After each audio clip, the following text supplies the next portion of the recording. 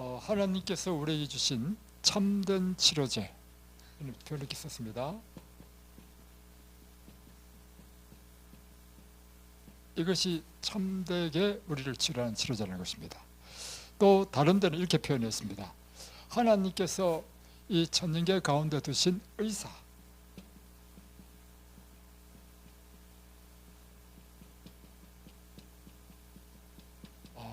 그러니까 우리를 치료하는 의사로 주셨다. 그게 무엇이죠? 그것이 영양식, 다음에 물, 깨끗한 물, 깨끗한 공기, 그리고 햇빛, 아주 중요하죠. 그리고 또 뭐가 있어요? 운동, 예.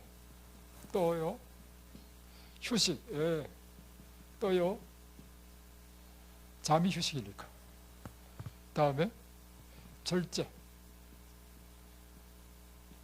또 예, 믿음, 예. 아주 중요한 치료제입니다. 예. 보세요. 사명대사가 저 중국인가 인도에 이제 유학 가려고, 그 옛날 신라 시대 때 가다가 이제 전쟁이 깊어가지고 밤이 깊어서 어떤 동굴에 들어갔단 말이에요. 유명한 이야기 있죠. 그래서 이제 잠을 잤어요. 잠을 자다가 밤중에 목이 말라. 그래 무식 가운데 더듬거리다 보니까 바가지에 물이 있어. 그래서 푹푹 마셨어요. 너무 시원하고 맛있었어. 원효대사입니까? 제가 원효대사인지 삼인대사인지도 모르겠네. 하여튼 원효대사. 그래서 이제 푹푹 마셨단 말이야.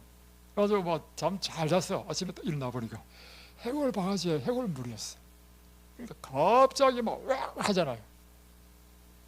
여러분, 우리 정신세계는 굉장히 중요합니다. 그렇게 생각하지 않을 때는 아주 좋은 물이었어. 자, 오늘 이 가운데 저는 운동에 대해서 함께 좀 보려고 합니다. 이곳에 어제 가신 우리 여수에서 오신 분이 이렇게 저한테 말씀했습니다. 자기가 날마다 이 유튜브로 우리 이든밸리의 강의를 듣는다고 합니다. 그런데 이 강의에서 물을 강의하면 그날 열심히 물을 마신대. 다음에 또 운동하면 또 운동을 강의하면 열심히 운동한대. 제가 그 얘기를 듣고 생각한 게 뭐냐면, 제 입장에서는 그렇거든요. 이것도 반복하는 것, 지난번에 한번 설교했는데, 강의했는데 또 강의해야 되나 이런 생각을 갖거든요. 근데 교육의 원리는요, 반복입니다. 예. 그래서 제가 그 말씀을 듣고 그렇구나, 내가 계속해서 반복해서 하게 되겠구나. 자, 히포크라테스가 한 유명한 말이 있죠. 최고의 양약은 무엇이다? 히포크라테스가 한 말입니다. 최고의 양약은 걷는 것이다. 다음에 또 동의보감에 나오는 말입니다. 허준이 한 말이 뭐냐면, 양약, 우리 병 고치는 약 있죠? 양약입니다. 양약보다 더 좋은 게 있어요. 동의보감에 나오는 말입니다. 뭘까요? 양약보다 더 좋은 거는요, 식보입니다. 식보가 뭐예요? 날마다 먹는 음식이 약달에 먹는 것보다 더 중요하다는 것입니다. 그런데 식보보다 더 나은 게 있다는 거예요. 뭘까요? 행보입니다. 걷는 보약, 걷는 것이요, 더 중요하다는 것입니다. 더 보약이 된다는 것입니다. 그래서 여러분, 실제적으로 환자가 이 질병을 치료하기 위해서는요, 운동을 많이 해야 됩니다.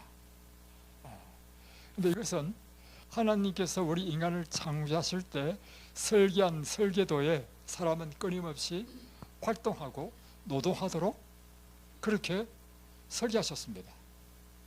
그래서 우리가 하나님께서 이제 에덴 동산을 만드시고 사람에게 주신 일이 있죠. 에덴 동산을 관리하라는 것입니다. 여기 지금 오시는 분마다 하는 이야기가 이 말을 합니다.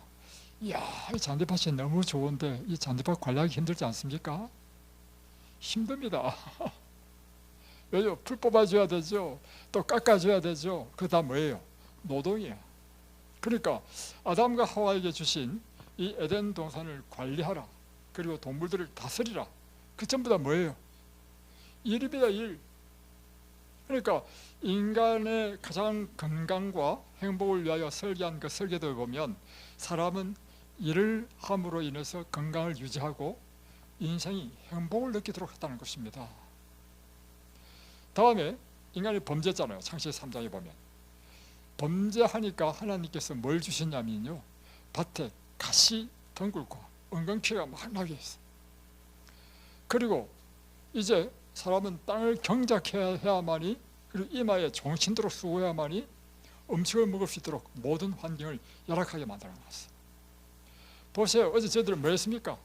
콩밭에 가가지고 이 콩을 어떻게 약을 안 치고 키우나 해가지고 제초제 뿌리만 쉬운 거를요, 제초제 안 치기 위해서요, 계속 발로 풀을 밟았습니다. 풀을 밟아서 다 눕혔습니다. 이렇게 해야 여러분 뭘 뭔지 아십니까? 콩을 먹습니다. 자, 그러면 이렇게 질문할게요. 인간이 범죄한 사람에게 범죄했을 때 하나님께서 이렇게 노동, 그것도 종신토록 수고하셨잖아. 그래 병이 났잖아. 그죠? 찾아주기를 위해서. 종신토록 수고한 것이 저주일까요? 축복일까요? 축복입니다. 그래서 하나님께서는요, 우리가 범죄한 우리에게 주신 모든 처반도요, 저주가 아니라 다 축복이라. 왜냐하면 죄인은 일을 할 때 행복을 느껴. 사람이 가장 비참한 게 뭐냐면 일이 없을 때 가장 비참합니다. 그죠? 예. 그러니까 이 일은요, 우리에게 성취감을 주고 보람을 주고 행복을 주는 것이란 말이에요. 또 하나는 일을 하는 사람이 더 건강해. 그죠? 그래서 또 하나는 이 죄인들은 일을 해야 죄를 짓지 않습니다. 그래서 이 유혹으로부터 우리를 보호하는 방벽이 되도록 하신 것이 노동이었다.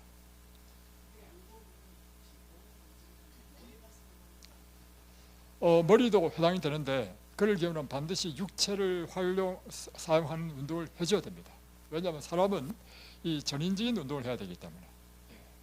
그리고 육체만 사용하는 사람은 또 뭘 해야 되느냐면 머리 쓰는 일을 또 해야 됩니다. 두 가지 다 필요합니다. 자, 이제 여러분에게 운동의 개념을 한번 설명하겠습니다. 운동이란 여러분이 특별히 뭐 걷고 달리기 하고 뭐 등산하고 이런 것만 운동, 또 체조하고 이런 것만 운동이 아니고 여러분의 일상적인 삶 가운데 하는 일 있죠.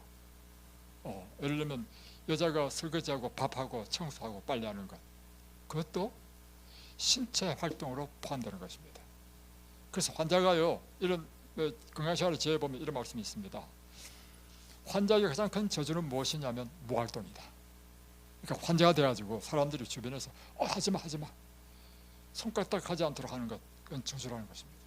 환자도 자기의 삶의 영역에서 할 수 있는 일을 부지런히 신체 활동을 하는 것이 축복이 된다는 것입니다. 그게 건강이 더 좋다는 것입니다. 또 하나는 우리가 일상적으로 하는 노작, 그러니까 우리가 이제 농사 짓는 사람 농사 일하고, 예를 들면 집 짓는 사람은 집 짓는 자기 일이죠. 직업이지만 육체적인 활동을 하는 이것들도 육체 활동 속에 포함되는 것입니다. 단지 그것이 과로 되지 않기만 한다면 굉장히 좋은 것이라는 것이죠. 제 사돈이, 제 아들의 며느리 아버지죠. 제 사돈이 이 머리가 보니까 내가 비상한 분 같아. 그런데 대학교에 딱 올라갈 때 아버님이 돌아가셨어. 그래가지고 그 자기가 이 가족을 먹여 살리기 위해서 산업 현장에 뛰어들었습니다.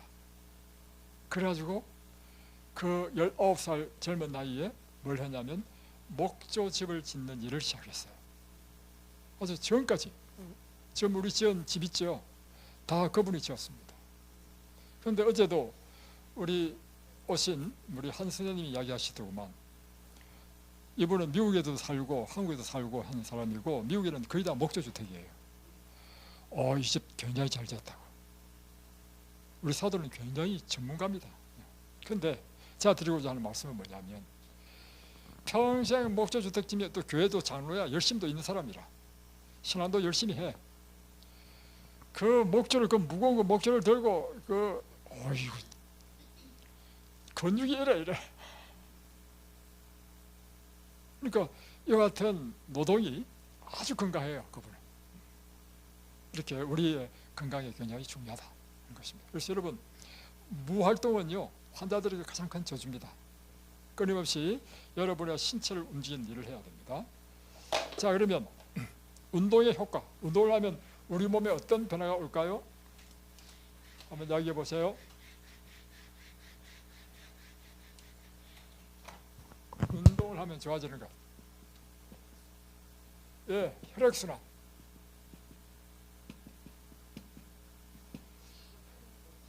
노폐물 배출. 예?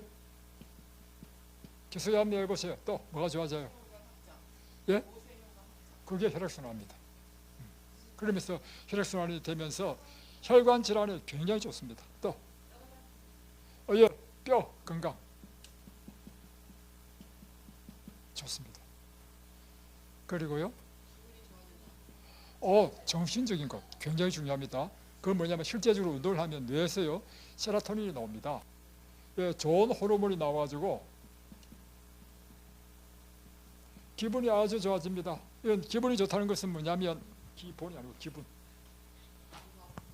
기분이 좋다는 것은요 뜻이죠. 이것은 우리 유전자를 치료한다는 것입니다.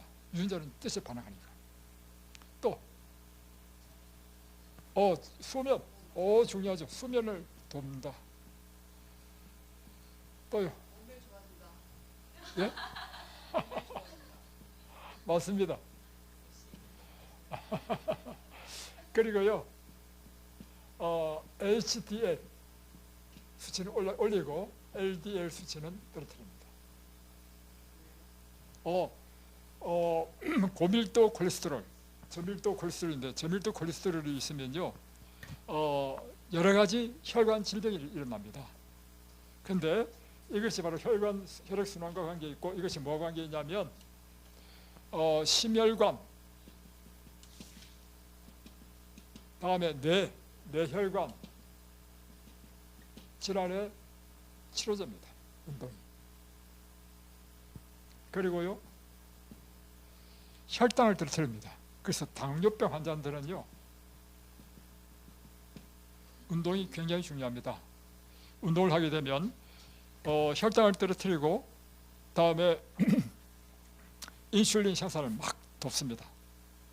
그래가지고 이런 말이 있어요. 당뇨병 환자는 운동하는 것이 인슐린 주사 맞는 것 같다. 그만큼 중요합니다. 그래서 당뇨병 환자는요 이곳에 오면 운동 엄청 시킵니다. 다음에 또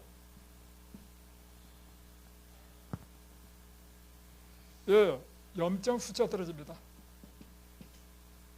우리 몸은 다 질병은 다 염증이죠. 염증 수치가 툭 떨어집니다. 그래서 운동할 때 특별한 물질이 나와요. 그러면 염증과 관계되는 것은 뭐냐면 암도 다 염증입니다. 다 포함되는 것입니다. 또요, 심장에 굉장히 좋습니다. 그래서 여러분이 운동에도 종류가 많이 있거든요. 뭐냐면 예를 들면 유산소 운동, 특별히 피에 산소를 엄청 공급합니다. 한 20배 정도. 평상시보다 운동할 때는요 우리 몸에 산소를 20배나 더 넣어줍니다. 근데 과학자들이 일관되게 하는 이야기는 뭐냐면 암을 비롯해가지고 모든 질병은 우리 몸의 산소 부족이다. 세포의 산소가 부족해지면요 세포가 암세포가 된다는 것입니다. 그래서 운동을 하게 되면 우리 몸에 산소를 많이 집어넣어줘요. 그리고 이제 운동에는 이제 예를 들어 같은 것이 있죠. 유산소 운동. 그래서 산소를 많이 필요로 하는 운동, 달리기라든가 이런 유산소 운동이죠. 자전거 타기, 등산, 그리고 걷기도 포함됩니다. 다음에 근육 운동, 무거움을 드는 것. 근육은 굉장히 중요해요. 그래서 근육은 또 이제 근육 운동이 필요하고, 또 균형 운동, 특별히 연세 들면 들수록 균형 운동이 필요합니다. 왜냐하면 넘어지면 부상이 당하고 부상이 곧 나이 들 때는 사망으로 이어질 수 있습니다. 근력 운동이 무거운 거 들은 거. 균형 운동, 우리 몸의 균형을 잡는 것. 우리가 체조를 안 하니까 모르는구만. 우리가 아침에 뭐 하죠? 다리 들기, 균형 운동 하죠? 예. 이거요, 딱 해보면요. 이 사람이 나이 든 사람인지 나이 들지 않은 사람인지 딱 구별됩니다. 나이 든 사람은요, 균형 잡기 못 합니다. 왜냐하면 나이 들면 들수록 균형이 깨지는 것입니다. 근데 젊은 사람은요, 하면 잘합니다. 이거 딱 지켜보면요, 아무리 외관에는 젊게 보여도요, 저분 나이 드신 분이구나 알 수 있습니다. 그리고 또 하나는 뭐냐면 유연성 운동. 우리 몸의 유연성을 위해서, 이것이 바로 체조죠. 아침에 우리 체조했죠? 뭐 비틀고 하고 뭐 유연성. 유연성은 뭐냐면 우리 림프계 순환을 돕기 때문에 면역을 올려줍니다. 그리고 우리 몸의 각 기관들을 마사지해주는 일을 합니다. 그래서 여러분 오늘도 열심히 운동을 하시기 바랍니다.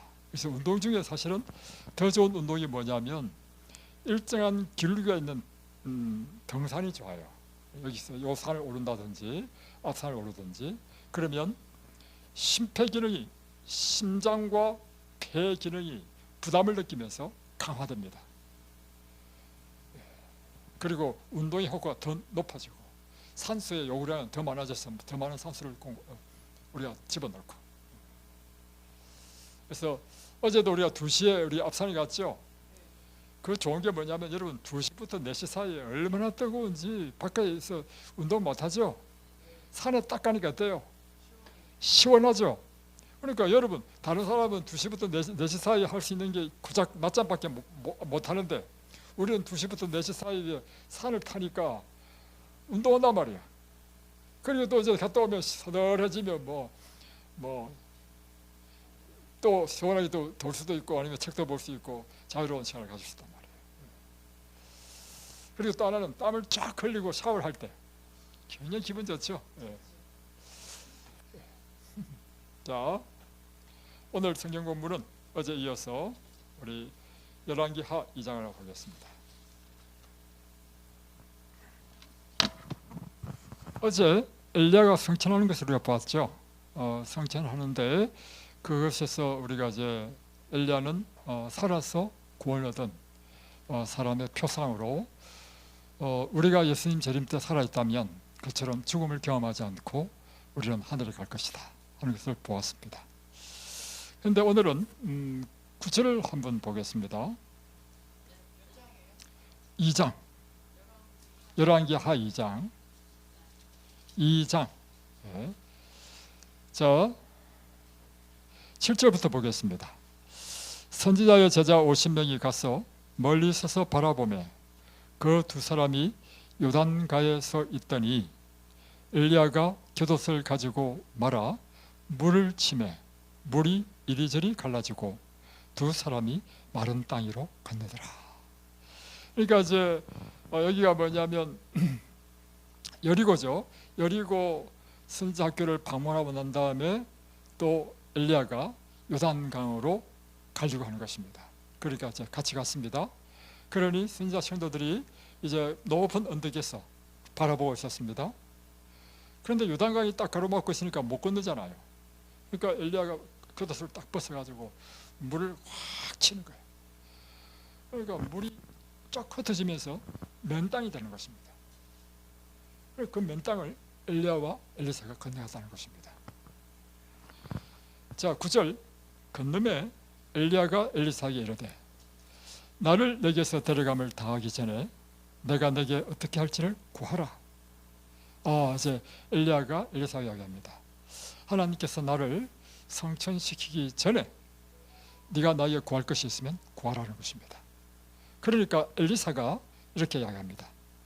당신의 성령이 하시는 역사가 갑절이나 내게 있게 하소서. 엘리사가 엘리야에게 무엇을 구했다고요?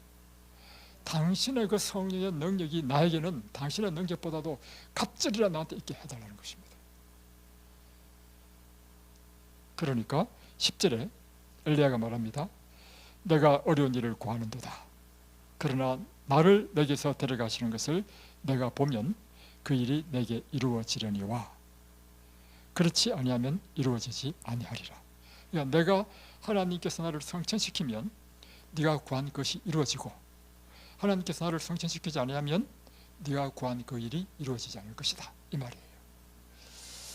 11절 두 사람이 길을 가며 말하더니 불수레와 불말들이 두 사람을 갈라놓고 엘리야가 효리바람으로 하늘로 올라가더라. 불수레와 불말이 와가지고 막 효리바람에 이 엘리야를 성천시켰습니다. 그러니까 12절에 엘리사가 보고 소리 지르되 내 아버지여 내 아버지여 이스라엘의 병거와 그 마병이여 하더니 다시 보이지 아니하는지라. 이에 엘리사가 자기의 옷을 잡아 둘로 찢고 13절 엘리야의 몸에서 떨어진 곁옷을 주워 가지고 돌아와 요단 언덕에 섰어. 이제 엘리사가 자기 옷을 찢어버립니다. 그리고 엘리야의 몸에서 떨어진 그 곁옷을 주워 가지고 자기가 입는 것입니다. 14절 엘리야의 몸에서 떨어진 그의 곁옷을 가지고 물을 또 쳤습니다. 이제 다시 건너왔던 걸 다시 건너가는 거예요. 요단을 치니까, 물을 치니까 똑같이 치면서 엘리야의 하나님 여호와는 어디 계시나이까 하고 그도 물을 치니까 물이 이리저리 갈라지고 엘리야가 건너니라. 건너게 되었습니다. 그러니까 맞은편 여리고에서 그 모습을 보고 있는 선지자 성도들이 달려와가지고 엘리야의 성령이 하시는 역사가 엘리사 위에 머물렀다 하고 가서 그에게로 나아가 땅에 엎드려 그에게 경배하였다. 오늘 이것이 우리 오늘 살펴보고자 하는 말씀입니다. 오늘 이 말씀에서 우리는 무엇을 어떤 영적인 귀중한 진리를 발견할 수 있는가 하는 것입니다. 엘리사가 엘리야에게 이야기합니다. 먼저 엘리야가 엘리사에게 이야기했죠. 내가 나를 데려가기 전에 너는 나에게 무엇을 구하는가? 구하라 했습니다. 그러니까 엘리사가 엘리야에게 구한 것이 당신의 성령의 능력의 갑절의 능력을 나에게 주십시오. 그러니까 엘리야가 너무 어려운 걸 구한다. 그러나 하나님께서 나를 데려가시게 되면 내가 구한 그 일이 이루어질 것이다 라고 했죠. 그리고 엘리야는 하나님께서 말씀하신 대로 하늘로 올림을 받았죠. 그러면 그 말씀이 이루어져야 되잖아요. 그 말씀이 이루어진 것입니다. 왜냐하면 엘리야가 했던 것처럼 엘리사가 요단강을 치니까 요단강 물이 쫙 흩어지면서 똑같이 마른 땅을 건너서 요단강을 건너간 것입니다. 그리고 그뿐만 아니라 중요한 것은 이것입니다. 엘리사가 구할 때 엘리야의 성령의 능력을 내게 주십시오 한 것이 아니고 엘리야 당신의 성령의 능력에 갑절의 능력을 나에게 달렸습니다.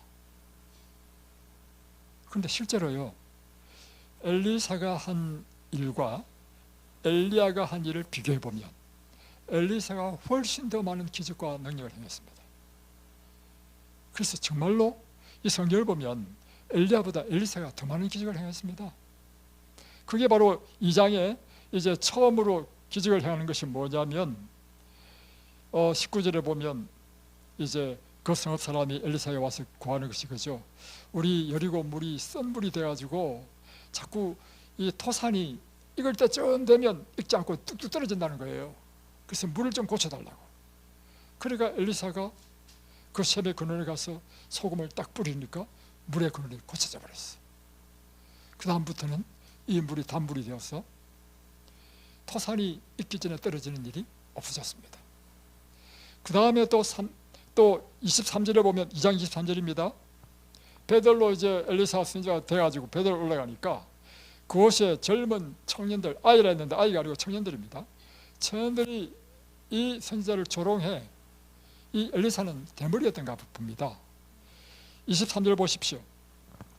엘리사가 거기서 베들로 올라가더니 그가 길에서 올라갈 때 작은 아이들이 성읍에서 나와 그를 조롱하여 이르되 대머리여 올라가라 대머리여 올라가라 한지라.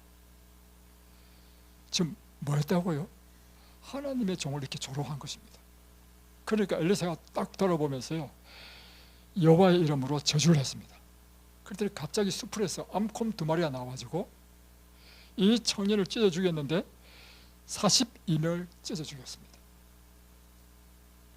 놀라운 일이 일어나죠. 3장은 이스라엘과 모압의 전쟁에서 엘리사가 또 놀라운 일을 행합니다. 그래서 이 전쟁을 승리로 이끕니다. 4장, 과부의 기름의 그릇을 끊임없이 기름을 나오게 해서 과부의 궁핍함을 또 해결해주고, 4장 8절에는 아이를 못 낳던 수냄 여인을 위해서 기도했더니 수냄 여인이 아이를 낳고, 그 아이가 장성할 때 또 죽었어. 그러니까 또다시 이 엘리사가 그를 위하여 또 기도하니까 살아났어. 또 5장에는 나아만 문둥병자를 또 살리는 이야기, 계속해서 이때부터요, 열왕기 하는 마치 무슨 장이냐면 엘리사의 능력을 하는 장으로 다 점철되어 있어요. 정말 엘리사는 엘리야의 갑질의 영감을 받았습니까? 예, 갑질의 영감을 받았습니다. 그 말씀이 성취되었습니다. 저는 사실은 성경을 읽다가요, 열왕기 하고 오면 너무 신이 나. 왜 신이 나냐면 엘리야가 막 기적을 행하는데 엘리사가 그걸 계속 이제 읽다 보면 어떤 마음이 드는지 아십니까? 이 세상에 불가능이 없다. 하나님께는 능치 못함이 없다. 이런 믿음이 내 마음속에 막 들어온다는 말이에요. 얼마나 강력한 믿음이 들어오는지. 저는 이 글을 볼 때 옛날 제가 30대 중반 때 경험이 기억이 났습니다. 그때 제가 한 조그만 교회에 이제 출석하고 있었습니다.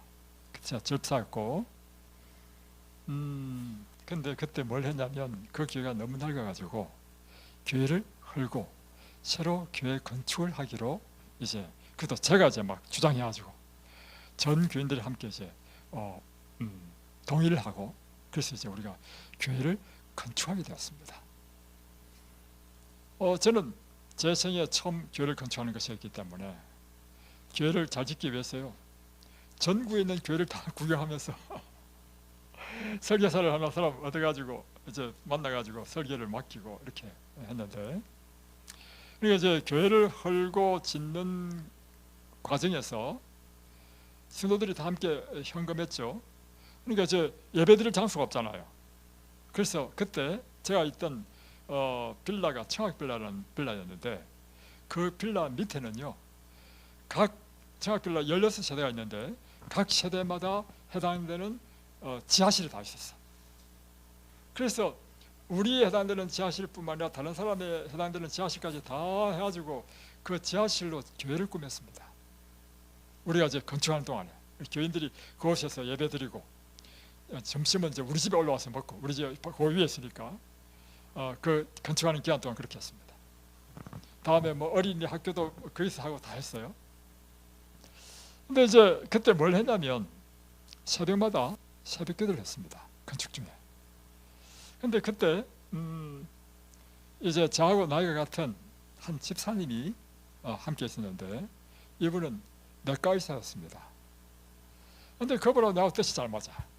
그래가지고 새벽마다 함께 와가지고 새벽 기도를 해요.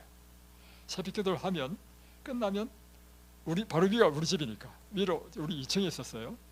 위로 올라가지고 우리 제 서재 방에서 이런저런 이야기를 하고 또 가서 이제 밥 먹고 출근하고 이렇게 했습니다. 이렇게 날마다 이 교회 건축하는 동안 그렇게 했습니다. 날마다 새벽 기도하고. 그런데 이제 어느 날 이야기하는데, 이제 새벽 기도 마치고 이제 올라와서 우리 서재에서 이야기를 하는데, 그 친구하고 어떤 생각이 딱 들었냐면 내 마음속에, 하나님께서 오늘 우리를 보시면 하나님께서 우리에게 무엇을 말씀하실까 생각해봤어요.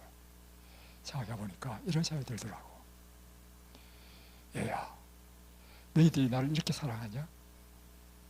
이런 생각이 들고요. 두 번째는 하나님께서 저한테 이렇게 물을 것 같아. 야, 내가 너에게 무엇을 주고 너 나한테 구해. 이런 마음이 드는 거라, 제 마음에. 그래서 그 친구한테 이야기했습니다. 내가 기도하는데 이런 마음이 들더라. 하나님께서 우리에게 너 필요한 거 있으면 나한테 구해, 내가 너에게 주겠다 하는 그런 마음이 드는데, 집사님은 하나님께 무엇을 구하고 싶냐고 물어봤습니다. 이분은 뭐라고 대답하냐면, 이 사람 의사잖아요. 가만히 생각하더니만, 예, 저는 하나님께 제 손이 천의 손이 되기를 구하겠습니다. 그 당시에 벤카슨이 쓴 책이 있었어요. 천의 손이라고 해가지고, 그 사람 의사였는데 최초로 쌈상둥이를 분리 수술하는 데 성공하고 아주 유명한 그 의사였었어. 아주 뛰어난 의사, 세계적인 의사였었어. 그 책이 그 당시에 번역돼가지고 우리한테 큰 감동을 줬는데, 그분이 재림교인이었단 말이에요. 그러니까 내 손이 벤카슨처럼 그렇게 천에 하나님의 은혜를 입히는 손이 되기를 원한다 하는 거라. 내가 이야기했죠. 하나님께서 나에게 그렇게 물으신다면 나는 이렇게 구하겠다. 하나님, 저에게는요 엘리사의 갑절의 영감을 주십시오. 그러니까 엘리사는 엘리야의 갑절의 영감을 얻었죠. 그러면 나는 엘리사의 갑절의 영감을 달라고 요구하면 엘리야의 몇 배의 영감입니까? 4배. 자, 이렇게 욕심이 많은 사람입니다. 그래서 나는 그런 마음이 들어가지고 나는 엘리사의 갑절의 영감을 달라고 저는 하나님께 구하겠다 했단 말이에요. 그리고 세월이 지났습니다. 사실 그 교회를 짓는다고 우리는 그때 30대 35살도 안 된 한 30 10몇 대 젊은 때였기 때문에 교회 짓는다고 다 바쳤습니다. 그 젊은 그 열심으로. 제 친구는요 병원을 하고 있었는데 병원 다 팔고 자기 아파트 조그만 게 있었어요. 뭐 시골 아파트가 얼마나 안 되지만 그래서 다 팔고 건축원금 내고, 다음에 그가 전문의를 안 땄어. 지방에 내려가지고 전문의를 땄어요. 딴다고 내려갔어. 그러면 그곳에서는 사택도 주고 다 주고 한단 말이에요. 그래가지고 이 친구가요 이제 전문의 딱 따고 다시 서울에 올라와가지고 개업을 했는데요, 저 후암도에 개업했습니다. 자, 그래서 이제 저 친구 병원을 방문했습니다. 가보니까요 병원이요 도떼기 시장이야. 사람이 얼마나 많이 오는지. 그리고 이제 계단에 오르락내리락 거리면서 사람들이 할 말을 들었어. 와, 이 의사 너무 친절하고 너무 실력이 있어. 너무 잘 봐. 이 동네 사람들이 이런 이야기 하는 거야. 그러니까 그게 막 도떼기 시장처럼 사람들이 많이 오지. 그래가지고요 이 친구 지금 잘 삽니다. 제가 그래서 어떤 생각이 들었냐면, 이 친구가 하나님께 구한 것이 이루어진 것 같다는 생각이 들었습니다. 한편 저는 무엇에 관심이 많았냐면, 저는 하나님의 사업에 관심이 많았습니다. 그래서 저는 구한 것이 다른 게 아니고, 사업을 위해서 구한 것도 아니고, 하나님 저에게 엘리사의 갑절의 영감을 달라고 기도했단 말이에요. 그 이후로 저는요 전도자의 길을 가게 됐습니다. 그래가지고 교회를 개척하고 하면서, 물론 뭐 엘리사의 기적만큼은 아니지만 제 삶 가운데 기적이 많이 일어났습니다. 이것이 오늘 이 아침에 생각이 났습니다. 자, 그렇다면 저는 오늘 여러분에게 이렇게 묻고 싶습니다.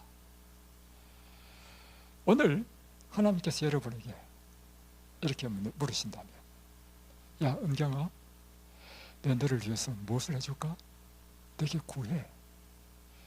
또 우리 희영아, 내가 너를 위해서 뭘 해줄까? 구해. 이렇게 여러분에게 내가 너희를 위해서 무엇을 해줄까라고 구하라고 한다면 여러분은 무엇을 구하시겠습니까? 자, 저한테 이야기할 필요 없습니다. 마음속으로 다 남으십시오. 그리고 여러분이 정말 하나님을 사랑하고 진실한 하나님의 백성이면 여러분의 마음에 구하는 그 소원이 이루어질 줄로 저는 믿습니다. 여러분, 우리에게 정말 가장 필요한 것은 무엇인가? 가장 필요되는 것은 무엇인가? 그것은 성령의 임재와 역사인 것입니다.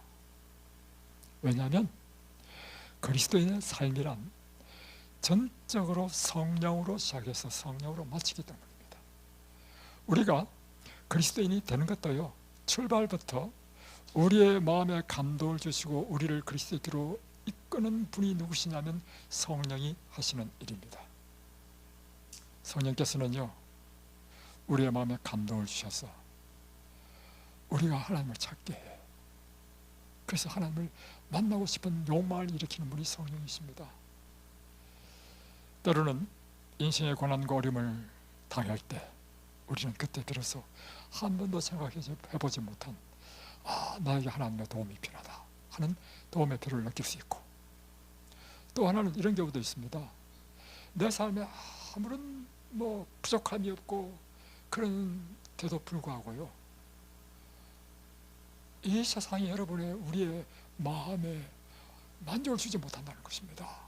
그래서 마음에 그 만족을 얻지 못하는 그 허무감 때문에 내 마음의 허무감을 인하여 이 허무감을 채우실 수 있는 분, 하나님을 찾게 되는 그런 경험이 있단 말이에요. 누가 이끄십니까? 그것이 바로 성령께서 일하시는 방법인 것입니다. 지난번에 우리 이혜지 자매님이 간증을 할 때 제 마음에 큰 감동을 주신 이것입니다. 그분이 이렇게 살다 보니까 마음이 허무해지더래. 허무해지고, 그러면서 어느 날 집 정리를 하다 보니까 서랍에 꺼낸 서랍을 열어보니까 옛날에, 지금은 그때 교회 안 다닐 때 옛날에 침례받은 침례 장수와 십자가를 다 보는 순간 갑자기 막 마음에 눈물이 나고 감동이 일어나더라는 것입니다. 이게 바로 성령께서 우리를 그리스도로 이끄시는 일이신 것입니다. 그래서 우리가 그리스도인의 삶은요, 전적으로 성령의 역사인 것입니다. 그리고 이제 우리가 교회 왔다. 교회 오면 성령께서 하시는 일이 뭐냐면요, 첫 번째 우리를 거듭나게 하시는 것입니다. 그래야 우리가 하나님의 사람으로 다시 태어나야 이제 하나님의 백성이 되는 거 아니겠어요? 거듭나려면 첫 번째 해야 될 일이 뭐냐면 내 죄를 깨닫고 내 죄에 대한 회개가 먼저 일어나야 우리 옛사람을 버릴 수 있는 것입니다. 그럴 때 목사님의 설교든지 아니면 하나님의 말씀을 읽을 때 내 과거의 죄들이 막 떠오르고 내 과거에 대한 죄에 대한 슬픔이 마음속에 일어나고 이 죄를 버리고 싶은 열망이 일어나는 이 죄의 회개는 성령께서 강력하게 역사하실 때 일어나는 변화인 것입니다. 그리고 또 여러분, 말씀을 읽어도요, 이 말씀을 깨달아야 돼요. 여러분, 좋은 밭과 나쁜 밭, 길가의 밭과 좋은, 예수님께서 마태복음 14절에 보면 이 10분의 자 비유를 하셨죠. 그게 보면 길가 같은 밭이 있고 돌짝밭 같은 마음밭이 있고 다음에 가시덤불 같은 마음밭이 있고 정말 옥토 같은 밭이 있다. 씨는 하나님의 말씀이죠. 씨를 뿌리니까 길가에 뿌린 씨는 새들이 와서 주워 먹어버렸다. 왜냐하면 흙속에 못 들어가, 딱딱하니까. 돌짝밭은 돌 때문에 뿌리를 못 내려, 그래 타서 죽어버려, 이런 뜻입니다. 그러나 옥토에 떨어진 씨는 땅이 기름지고 부드러우니까 뿌리를 쫙 내리고 막 크게 결실해서 30배, 60배, 100배 결실을 얻었다. 이게 예수님 비유죠. 이 비유를 할 때요, 누가 길가 같은 마음밭이고 누가 옥토 같은 마음밭인가, 예수님께서 설명하시기를 말씀을 듣고도 깨닫지 못하면 길가 같은 마음밭이고 말씀을 듣고 깨닫는 자는 30배, 60배, 100배 결실을 얻는다 했습니다. 그러니까 여러분, 말씀을 들어도 이 말씀을 깨닫지 못하는 사람이 있어. 그래서 이 말씀을 깨닫게 하시는 분이 누구란 말입니까? 성령이라고 했습니다. 또 성령 하시는 일이 무엇인가 하면 우리가 여러분 깨닫기만 해서 됩니까? 깨닫는 상태에서는 우리가 구원 못 얻어요. 깨달은 다음에 뭘 해야 됩니까? 그걸 우리의 삶 가운데 적용하고 행해야 되는 것입니다. 이것이 바로 순종이라는 것입니다. 우리에게 순종으로 이끄는 그 강력한 힘 능력은 성령께서 하시는 것입니다. 또 성령께서 하시는 일은 이렇게 날마다 하나님의 말씀으로 우리가 진리를 깨닫고 그 말씀에 순종하다 보면 일어나는 변화가 있는데요, 사람이 바뀌어. 사람이 변화돼.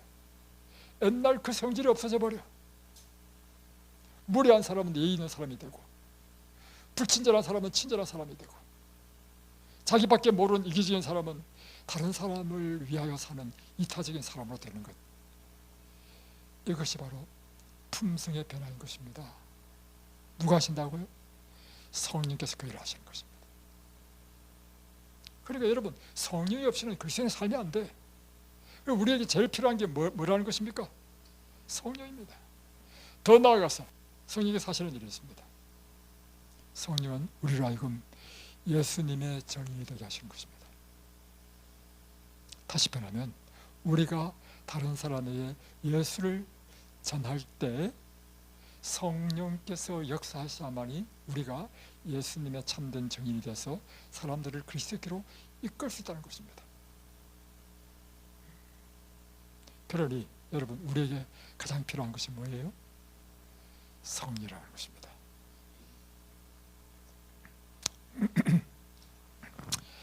이 세상에는 세 가지 유형의 사람이 있습니다. 첫 번째 사람은요, 그리스도와 전혀 관계가 없는 무관계 사람입니다. 이런 사람을 육의 사람이라 하는 것입니다. 육체가 된 사람. 이런 사람은요, 성령이 하시는 일을 깨닫지도 못합니다. 여기 고린도전서 2장이 나옵니다. 2장 14절에 보면 육에 속한 사람은 하나님의 성령의 일들을 받지 아니하나니 이는 그것들이 그에게는 어리석게 보임이요 또 그는 그것들을 알 수도 없나니 이러한 일은 영적으로 분별되기 때문이라. 그러니까 육에 속한 사람은 그리스도의 영이 없는 사람, 이게 육의 사람입니다. 그리스도의 영이 없는 사람의 특징은 뭐냐면 성령의 일들을 깨닫지도 못하고 알지도 못한다는 것입니다. 오히려 그것을 보면 어리석게 보인다는 것입니다. 이것이 바로 이 세상 육의 사람입니다. 두 번째, 이제 그리스도를 믿는 사람 가운데서도 두 부류의 사람이 있다는 것입니다. 뭐냐면 영적인 그리스도인이 있고 육적인 그리스도인이 있다는 것입니다. 영적인 그리스도인은 어떤 사람이고 육적인 그리스도인은 어떤 사람인가?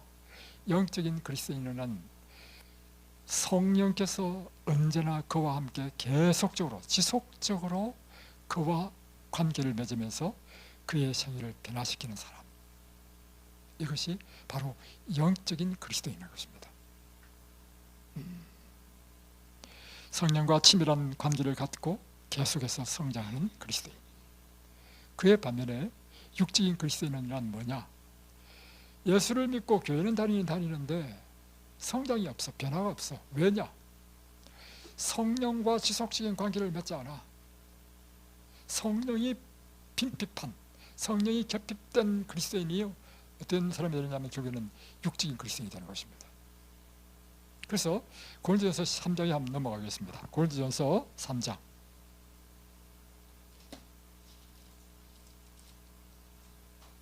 1절로부터 형제들아, 내가 신령한 자들을 대함같이 너에게 말할 수 없어서 육신에 속한 자 곧 그리스도 안에서 어린 아이들을 대함같이 하노라. 그러니까 이 사람들은 그리스도인은 그리스도인인데 육신에 속한 그리스도인이라는 것입니다. 그래서 아직 어린 아이 상태에 있는 사람. 2절, 내가 너희를 젖으로 먹이고 밥으로 아니하였노니. 그러니까 어린아이는 밥을 못 먹죠. 젖만 먹죠. 이런 육적인 아직 미성장한 그리스도인은 젖만 먹고 밥은 못 먹는 사람이라는 것입니다. 이는 너희가 감당하지 못하였음이거니와 지금도 못하리라. 3절, 너희는 아직도 육신에 속한 자로다. 너희 가운데 시기와 분쟁이 있으니 어찌 육신에 속한 사람을 따라 행함이 아니니요. 이런 육의 사람은요, 변화가 아직 일어나지 않았어. 옛 사람의 그 성정대로 시기하고 질투하고 교만하고 이기적이고, 그래서 늘 싸워. 이것이 바로 오늘날 교회 내에 있는 그리스도인들 가운데 이와 같은 그리스도인이 있다는 것입니다. 이런 그리스도인이 바로 육적인 그리스도라는 것입니다. 이것을 성경에서는 어떻게 표현하고 있냐면 이 육적인 그리스도인이다 이렇게 표현하는 것입니다. 그래서 육신적이다, 미련한 처녀, 뜨뜻미지근한 상태에 있다, 거듭나지 않았다, 경건의 모양은 있으나 경건의 능력은 부인하는 자다 이렇게 표현되어서는 모든 사람은 바로 육적인 그리스도인을 이렇게 표현하는 것입니다. 열처녀 비유에 보면 미련한 처녀 있죠? 그리스도인이지만 육적인 그리스도인인 것입니다. 내 믿음이 뜨뜻미지근하다, 그것은 성령과 지속적인 친밀한 관계가 없는, 그래서 육적인 상태에 머물고 있는 그리스도인이라는 뜻입니다. 제가 옛날에 그 조선일보를 아침에 보는데 그 당시에 꽤 오래됐습니다. 이 서울 상암 상암 운동 경기장에서요 평양 부흥 100주년 행사를 했습니다. 길선주가 했던 평양에서 일어난 대부흥 운동이 일어나가지고 큰 한국의 그 개신교의 큰 파장을 일으켰죠. 그로부터 100년이 지나서 그것을 기념하는 행사를 했단 말이에요. 그래서 상암 운동장에 각 교파할 것 없이 사람들이 꽉 찼습니다. 그럴 때 설교자를 누굴 택했냐면 오카노 목사님을 택해가지고 오카노 목사님 설교가 됐습니다. 야, 제가 그 조선일보에 실린 그 설교 원고를 읽었단 말이에요. 오카노 목사 진짜 훌륭하신 분입니다. 사랑의 교회 목사, 지금 돌아가셨죠. 아주 훌륭한 목사입니다. 설교문을 읽어보니까요 이렇게 나와 있습니다. 오카노 목사님이 하신 설교문 가운데 일부분입니다. 청중은 원래 귀에 듣기 좋은 말씀을 선호하는 경향이 높습니다. 청중은, 그러니까 신자들은 목사들의 설교 가운데 자기 귀에 듣기 좋은 것을 좋아하는 경향이 있다는 것입니다. 하나님의 사랑에 대한 이야기 얼마나 듣기 좋아요. 믿음으로 구원을 얻는다, 믿기만 하라, 이런 거죠. 믿기만 하면 구원 받는다고 하면 모두가 아멘 할렐루야 합니다.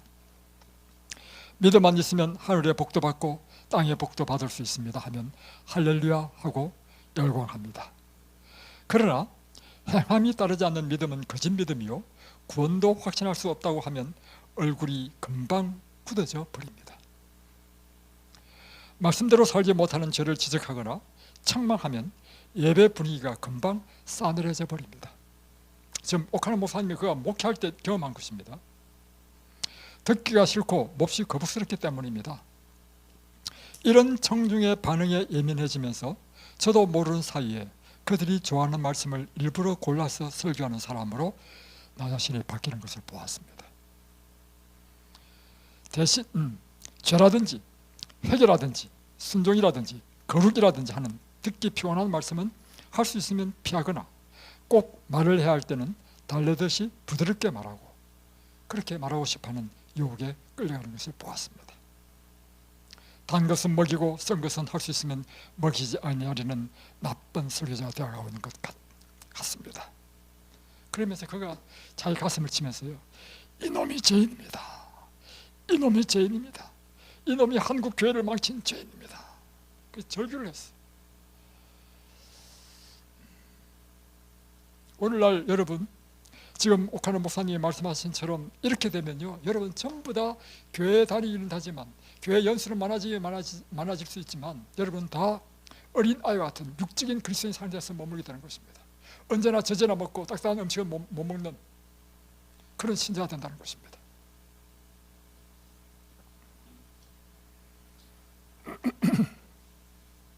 영적인 신자는 지속적으로 성령과 친밀한 관계를 갖고 계속 성장하는 그런 그리스도인이 영적인 그리스도인이십니다. 우리의 삶의 중심에 언제나 예수님께서 계시고 그분이 우리 삶에 언제나 동행하는 것처럼 의식하는 신자, 세미한 성령의 음성에 귀를 기울이는 자, 자신의 뜻, 자신의 욕망대로 사는 것이 아니라 언제나 하나님의 뜻에 자신의 욕망을 굴복시키고 하나님의 뜻대로 순종하는 사람, 이런 사람은 품성이 점점 변화되는 것입니다. 이런 사람이 영적인 신자가 되는 것입니다. 그러므로 우리 주님께서 친히 우리에게 주신 명령이 있습니다. 에베소서 5장 18절에 오직 성령의 충만을 받아라. 오늘 우리에게 가장 필요한 것이 무엇이라고요? 성령의 충만함을 받는 것입니다. 여기서 성령의 충만을 받으라는 것은요, 뭐냐면 이게 현재 진행형인데 한두 번만 받는 것이 아니고 계속해서 끊임없이 지속적으로 성령의 충만함을 받으라는 뜻입니다. 오늘날 교회들이 필요한 것은 바로 이 성령의 침례인 것입니다. 성령의 침례라는 의미는 무슨 뜻인가? 완전히 성령으로 잠기는 것을 의미하는 것이죠. 그래서 예수님께서 주신 것이 뭐냐면, 그가 십자가에 달리기 직전에 하시는 것이 뭐냐면 요한복음 14장부터 17장까지가 설교입니다. 장장 4장을 거쳐서 설교했는데 이 설교에서 가장 많이 말씀하신 것이 성령에 대한 이야기를 했습니다. 그리고 예수님께서 이제 십자가에서 돌아가시고 부활하신 다음에 처음 제자를 만났을 때 예수님께서 제자들에게 하신 것이 있습니다. 요한복음 20장에 보면 숨을 내쉬며 이르시되 성령을 받으라. 그리고 부활하신 다음에 40일 동안 간헐적으로 제자를 만났죠. 제자를 만난 다음에 이제 성천하시기 직전에 예수님께서 또 제자들에게 하신 말씀이 있습니다.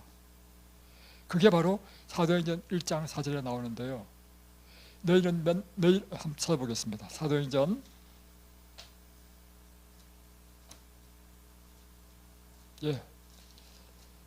1장 4절. 사도와 함께 모이사 그들에게 분바여 이르시되 예루살렘을 떠나지 말고 내게서 들은 바 아버지께서 약속하신 것을 기다리라. 아버지께서 무엇을 약속했어요? 성령을 약속했습니다. 5절. 요한은 물로 침례를 베풀었으나 너희는 몇 날이 못되어 성령으로 침례를 받으리라. 그러니까 예수님께서는 보세요, 그분이 십자가에 달려 돌아가시기 전에도 내가 이제 너희에게 다른 보혜사를 주겠다, 성령이 너에게 임하시면, 성령에 대한 약속하셨고, 십자가에서 부활하신 다음에 제자들에게 주신 것이 뭐냐면 성령을 받으라. 다음에 성천하시기 직전에 제자들에게 주신 것은 뭐냐면 너 하나님의 이 선물을 받기 전에는 예루살렘 떠나지 마. 침례 요한이 물로 침례를 줬지 몇 날이 못 되면 너는 성령의 침례를 받을 것이다. 성령의 침례를 받도록 기다리고 구하라는 것입니다. 그래서 제자들이 한 일이 뭐냐면 여기 보면 14절 보세요. 여자들과 예수의 어머니 마리아와 예수의 아들과 더불어 마음을 같이하여 오로지 기도에 힘쓰더라. 이 말씀을 받고 다락방에 120명이 모여가지고 마음을 같이하여 오직 무엇을 구했다는 것입니까? 성령의 충만을 구했다는 것입니다. 그랬을 때 2장에 보면 오순절날 성령이 급한 바람처럼 내려왔는데, 불처럼 내려왔는데 4절에 보면 그들이 다 성령의 충만함을 받고 성령의 말하게 하심을 따라. 그래서 성령을 받고 난 다음에 일어난 일이 사도행전의 역사가 일어난 것입니다.